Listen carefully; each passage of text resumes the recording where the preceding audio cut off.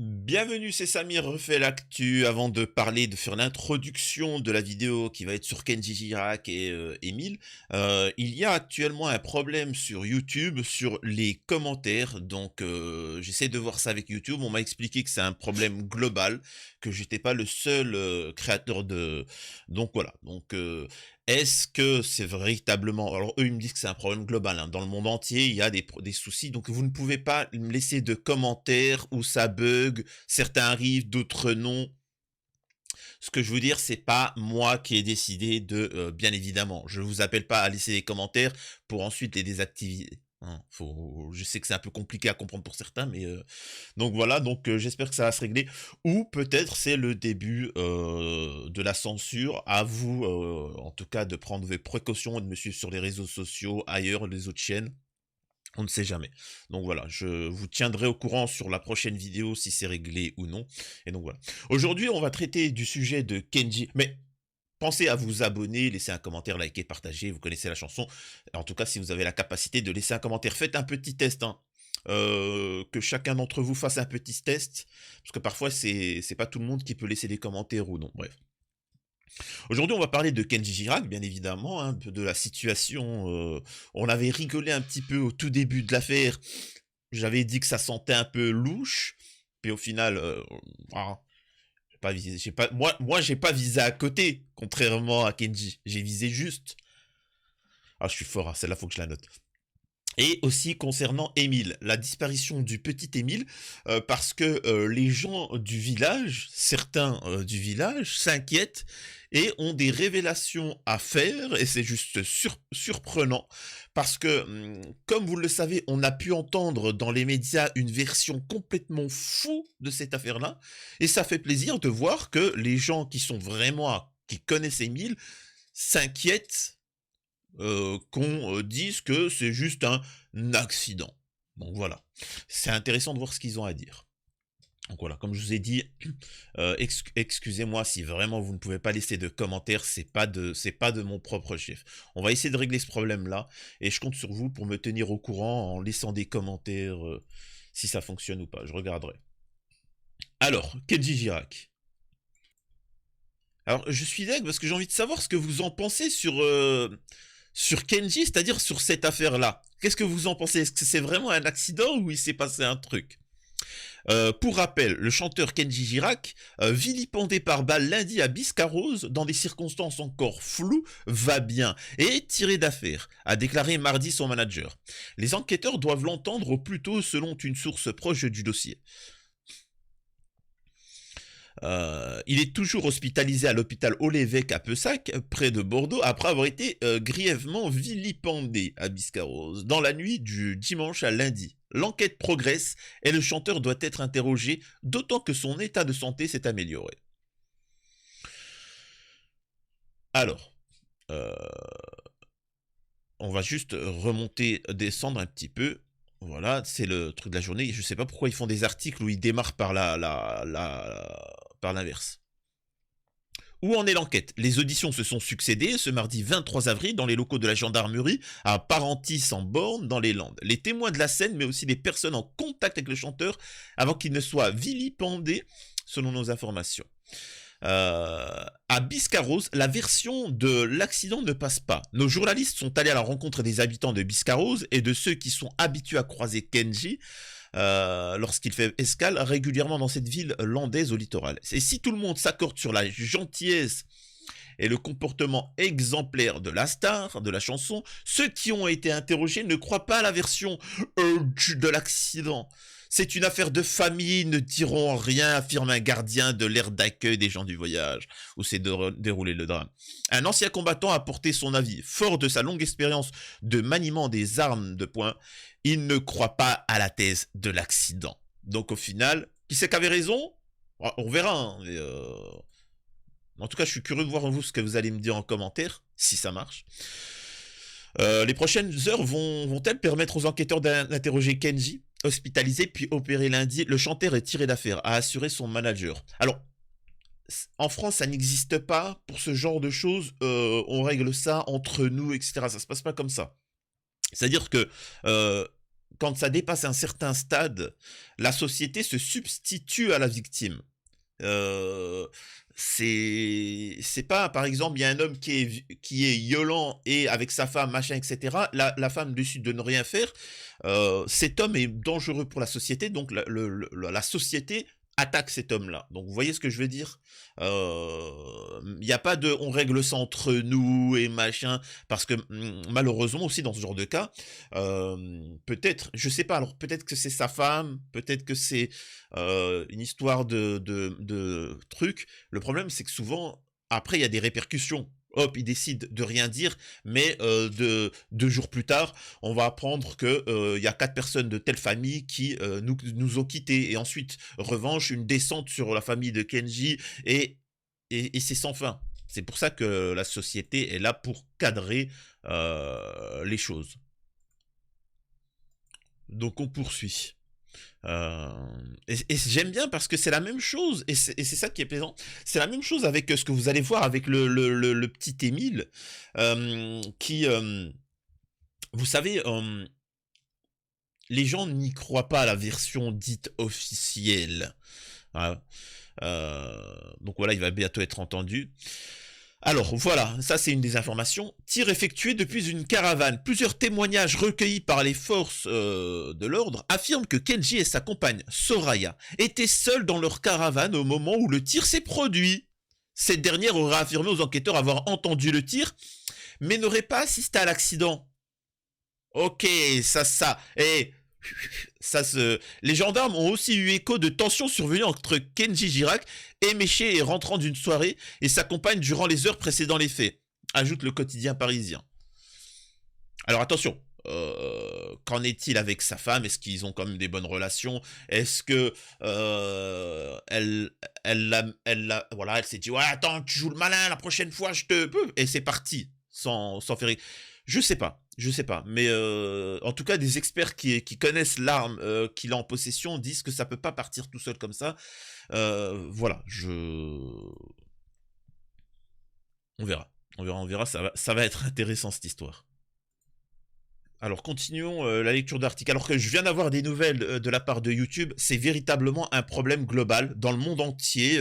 T'as des gens comme ça qui se retrouvent avec cette problématique-là concernant les commentaires hein, désactivés. Donc voilà, ça peut prendre du temps. Mais voilà, en tout cas, si vous voyez que vous pouvez laisser un commentaire, peu importe, je m'en fiche, hein, vous mettez bonjour, il fait beau, je m'en fous, tu vois. Mais laissez un commentaire pour voir si ça fonctionne. Essayez d'être attentif, s'il vous plaît, sur les prochaines vidéos, voir si le problème a été résolu ou pas.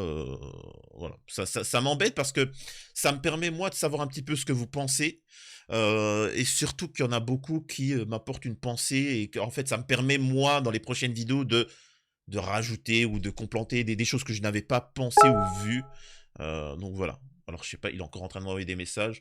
Ouais bon c'est bon. Donc voilà. Alors attendez, je vais juste couper la conversation. Alors, on nous explique que, bien évidemment, un concert de Kenji annulé à Marseille, bien évidemment, hein, il n'est pas en état de faire quoi que ce soit sur les prochains mois. Oh. Qui a tiré et comment? Plusieurs hypothèses d'études. Plusieurs hypothèses sont toujours étudiées par les enquêteurs, comme celle avancée par le chanteur d'un tir qu'il lui aurait lui-même provoqué en manipulant le pistolet, indique le parquet. Reste aussi la possibilité d'un geste désespéré ou la menace d'un tel geste. Si la version d'un tir accidentel se confirmait, il reste à expliquer pourquoi l'arme n'a pas été découverte sur les lieux du drame. Bien évidemment, parce que si il arrive une situation comme ça, bang, ça tombe, tu vois, appelle, ah oui, c'est vrai, j'ai oublié de vous dire. Appelle appelle les pompiers, appelle les machins, appelle le SAMU. Là, ils ont essayé de voir si c'était pas grave. Ensuite, les gendarmes sont venus. C'est important que vous le sachiez. Les gendarmes sont venus dans l'air. Ils ont dit non, non, non, il se passe rien. Circulez, circulez. Il y a rien à voir. Ok. Et c'est les pompiers qui ont vu, qu'on dit mais les gars, vous êtes des ouf, les mecs. C'est pas, ça passe à ça d'artère et de la colonne vertébrale. Vous êtes des ouf, vous. Hop, allez en urgence. Et ensuite, l'arme, ils l'ont cachée loin dans un fossé. Donc attendez, c'est qu'il y a eu bêtise, tu vois? C'est qu'il y a eu bêtise. Hem, vous savez, ça me fait penser à quoi? Ça me fait penser un peu à l'affaire Émile. C'est-à-dire que, on a fait une bêtise, on déplace l'arme ou, Émile dans un, enfin, une fois que tout est passé, on attend qu'un peu les preuves, l'ADN, les traces de poudre, etc., quand tu partent, pour ensuite les rendre accessibles. Parce que pour moi, Émile, c'est ça, hein. C'est-à-dire qu'il n'était pas à l'endroit indiqué et ensuite, quand il y avait un peu moins de recherche, hop, on l'a posé dans la nature. Enfin bon. Euh, L'arme utilisée est un code 45 et ne peut être détenue sans autorisation. Quelle que soit l'arme d'un vilipendage ou bien celle, que ça soit l'arme d'un vilipendage ou d'un accident domestique, Kenji, donc Kenji dit avoir été victime, le code 45 retrouvé dans un buisson à proximité de la caravane du chanteur est un classique du genre plus ou moins clando. Hein, clandestin. Produit à 2,5 millions d'exemplaires depuis 1911, d'où son véritable nom, le M1911, et massivement utilisé lors des deux guerres, deux guerres mondiales. Ce pistolet américain n'est pourtant pas à la portée du premier brocanteur venu. Classé en catégorie B, le calibre semi-automatique voit ainsi son acquisition et sa détention strictement soumises à autorisation préfectorale, non sans avoir préalablement obtenu une licence auprès de la Fédération française de tir. Seule dérogation possible, en cas de risque professionnel. Donc ouais, qui nous explique qu'il ait acheté ça comme ça au marché du dimanche. Ah, faut arrêter, hein. Faut pas non plus... faut pas nous prendre pour des idiots. Donc voilà. Vous me direz vous ce que vous en pensez concernant cette histoire, si c'est possible. Mais voilà. D'ailleurs là, les brocanteurs témoignent. Je vais pas vous lire tout l'article, hein, mais les brocanteurs émettent des doutes sur l'origine de l'arme. Ils s'y connaissent, hein, les gars, ils auraient pas vendu ça comme ça, en plein milieu, c'est illégal, ils se seraient fait pécho, ils auraient été dans la mouise. Non, ça sent le truc louche. Maintenant, on va revenir sur le petit Émile. Donc on va lire ce qu'il en est, et ça c'est les habitants du Auvernais qui vont s'exprimer. Alors il y a deux petits articles, je ne sais pas s'ils vont dire la même chose. Des habitants du Auvernais encore perplexes après la découverte des ossements. Dans le hameau, plus rien ne laisse imaginer aujourd'hui qu'une telle affaire secoue ce havre de paix depuis bientôt 10 mois. Le 30 mars, dans la commune du Auvernais, une randonneuse découvre un crâne qui s'avère appartenir à Émile, porté et disparu depuis l'été. 2 jours plus tard, le 1er avril, ce sont des vêtements appartenant au petit Émile qui sont retrouvés à 150 mètres de là. S'ensuit une arrivée en masse des enquêteurs et journalistes. Aujourd'hui, il n'y a plus personne, le calme est revenu, juste quelques curieux dans le hameau qui viennent voir le lavoir et la route menant à Saint-Pancras, assure un habitant de ABFM d'ici. Si bien qu'au Auvernais, rien ne laisse imaginer aujourd'hui une telle affaire secoue ce havre de paix. Des parcelles publiques et des terrains privés. C'est dans le secteur de la Chapelle que les ossements et vêtements d'Émile ont été découverts. Ce lieu, on l'appelle les Auches ou encore Villevieille. C'est un endroit où il y avait une ancienne mine de fer, se souvient une figure des lieux. Autant autour de l'endroit où les ossements ont été retrouvés, des parcelles publiques et des terrains privés avec un cabanon et une grange. Bizarre. Bizarre. Dans un périmètre de 800 à 900 mètres, des agriculteurs exploitent des terres dont certains appartiennent à la famille du jeune agriculteur un temps suspecté et perquisitionné à Roussimal en octobre dernier. Alors, on voit qu'apparemment, des informations là qui nous donnent, c'est que certains sont encore dans la suspicion voilà, je vais pas trop en dire, mais voilà. Et c'est ça qui est dingue. Écoutez ça. Depuis que les enquêteurs, les légionnaires sont partis, plusieurs habitants se sont rendus à Villevieille pour voir. Et surtout pour essayer de comprendre. Parce qu'on est bien d'accord que vous, y a une affaire qui fait l'actualité. On vous explique qu'à côté de chez vous, parce que tout le monde connaît sa ville ou certains endroits. Que quelqu'un qui ne connaît pas ne seraient pas que un peu les coins, quoi, on va dire ça comme ça. Donc, ces gens du Auvergnat sont partis voir le lieu et ils vont conclure, et c'est ce qui va être dit, regardez, ils vont conclure à un accident, même si au fond de moi, je n'y crois pas, avoue un agriculteur qui connaît parfaitement l'endroit. Comme d'autres villageois, il pense que les ossements ont été mis là, et de justifier son sentiment. Là-bas, il y a eu une coupe de bois, un bûcheron, ceux qui vont aux champignons, les chasseurs, leurs chiens. On peut passer à côté, mais franchement, hein, sincèrement, ça paraît très gros. La configuration des lieux le laisse songeur. Écoutez, oh, pour un enfant, c'est loin du hameau. Il y avait 1 mètre d'herbe, des bois en travers, un terrain accidenté, des bosses, des creux, des vallons. Non, j'y crois pas. Un doute que partagent de nombreux autres habitants du Vernet, mais aussi des autorités. Un gendarme du secteur, expérimenté et sur place depuis le début de l'enquête, ne veut pas croire à la thèse d'un accident du petit garçon qui se serait perdu seul. Cela voudrait dire que nous sommes à passer à côté de lui, culpabilise le militaire. Alors je pense pas qu'il culpabilise. Je pense plus qu'il est en train de dire ah ça me paraît gros quand même. Ça peut arriver hein, dans 0,0. Mais les gars, là, ce que je veux dire par là, tout est possible. Mais pour moi, c'est une piste qui est 0,1%, 0,5% ou 1%. La piste privilégiée, bien évidemment, que c'est encore beaucoup plus louche ce qui s'est passé. Et là, on est en train de nous dire non, non, non, circuler, il n'y a rien à voir. Bref, je sais pas. Moi, j'y crois pas. Il n'y a que des gens qui n'ont jamais participé à une recherche opérationnelle qui peuvent penser qu'on retrouve toujours ce que l'on cherche, indique un gradé.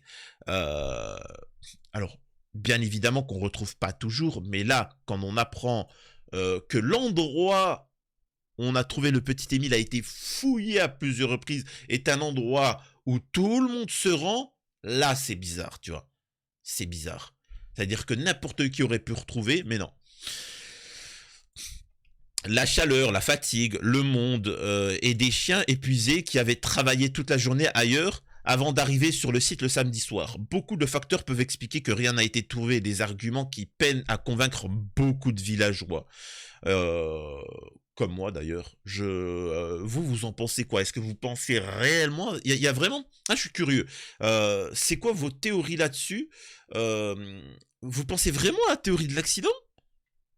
Sérieusement, pour vous, c'est... je sais pas. Moi, ça me paraît louche. Surtout que je le rappelle, on a trouvé les lacets du petit Émile qui ont été enlevés. Et ça aussi, c'est quand même louche. C'est quand même bizarre. Il y a plein de trucs qui laissent songeur. Enfin bon. Qu'est-ce que je vous dise? Qu'est-ce que je vous dise d'autre? À suivre. Alors peut-être, attention, hein, peut-être que les gendarmes disent ça pour pouvoir mieux enquêter, que les gens ne rentrent pas dans la suspicion. C'est lui, c'est lui, c'est lui. Peut-être qu'ils se disent, on va calmer le jeu, on va rester flou pour mieux enquêter et plus discrètement et ainsi de suite. Je sais pas. Voilà. En tout cas, on va s'arrêter là. Dites-moi ce que vous pensez pour ces deux affaires et si vous pouvez en commentaire. Et sinon, je suis sincèrement désolé. C'est pas de mon propre chef. C'est vraiment un souci global sur YouTube. À la prochaine. C'était Samy refait l'actu.